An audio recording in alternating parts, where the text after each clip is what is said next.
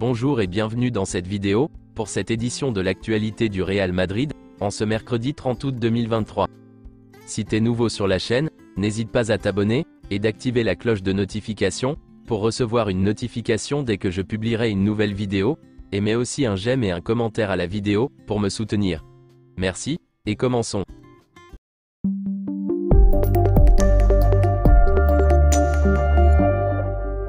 Voici quelques photos de la séance d'entraînement d'hier.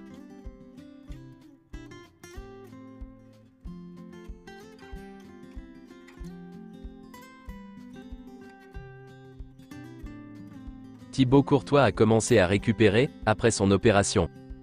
Après le match contre le Celta Vigo, le fils de Michel Salgado s'est rendu dans les vestiaires du Real Madrid, et a attendu Jude Bellingham pour récupérer son maillot, ce qu'il a réussi à faire. Officiel, Jude Bellingham a été élu joueur de la semaine de la Liga, pour la deuxième journée de la Liga. Camavinga, Tchouaméni et Valverde se sont imposés comme des joueurs clés. Le jeune milieu de terrain a permis à l'équipe de jouer de manière plus tranchante, en pressant l'adversaire et en se déplaçant sur tout le terrain. Selon certaines sources, Arda Güler sera disponible à la fin du mois de septembre.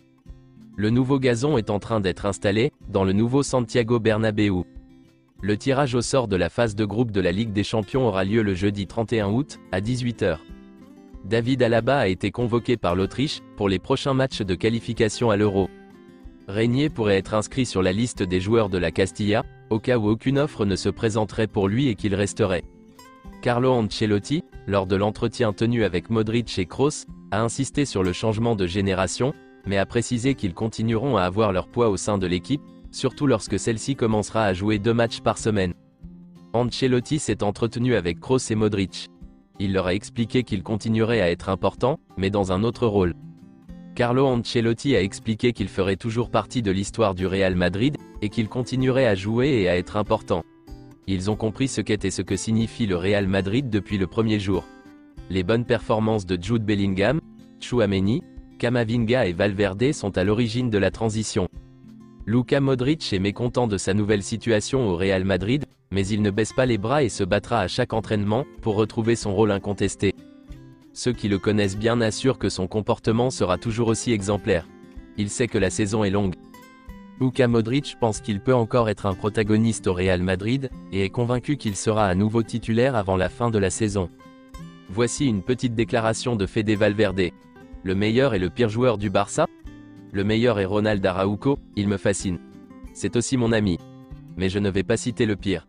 Je pense qu'ils méritent tout leur place, ils ont travaillé très dur pour l'obtenir, alors je vais donner le respect là où il est dû.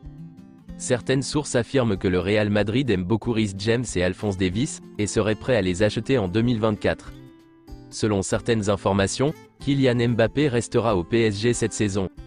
La fin de la saga Kylian Mbappé est confirmée pour cet été.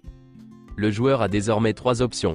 Soit partir gratuitement en 2024, prolonger d'1 an et partir à titre onéreux en 2024, ou renouveler son contrat à plus long terme. La grosse mauvaise nouvelle côté Real Madrid est la blessure de Vinicius Junior, lors du match face au Celta Vigo. Le Real Madrid a confirmé ce lundi, la blessure longue durée de Vinicius Junior. Touché à la cuisse lors du match contre le Celta Vigo vendredi dernier en Liga, le Brésilien souffre d'une lésion au biceps fémoral de la jambe droite. D'après un communiqué officiel du club ce lundi. Voici le communiqué officiel du Real Madrid, concernant sa blessure. Après les examens médicaux effectués sur notre joueur Vinicius, il a été diagnostiqué une blessure au muscle biceps de la cuisse droite, en attente d'évolution.